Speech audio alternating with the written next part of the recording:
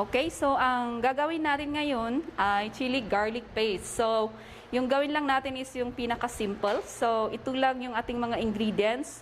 Meron tayong garlic. Siyempre, na-chop na natin ito. And of course, our main ingredient na chili. And then, of course, gagamit din tayo ng oil, ng mantika. And then, asin, ito. Okay. Okay, so ang gagawin natin, be sure na pinainit na natin yung ating pan.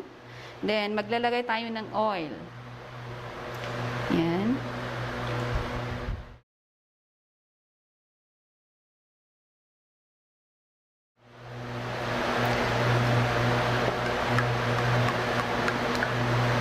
Yan, dagdag. Yan, so hintayin natin medyo uminit siya konti. So, kapag medyo uminit na yung ating mantika, ilalagay na natin yung ating garlic. Yan.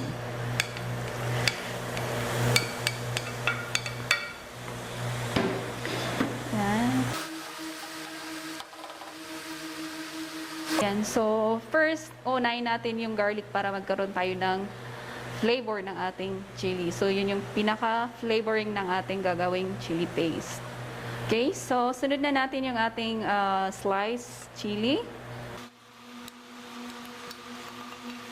Yan, then halo na natin. Okay.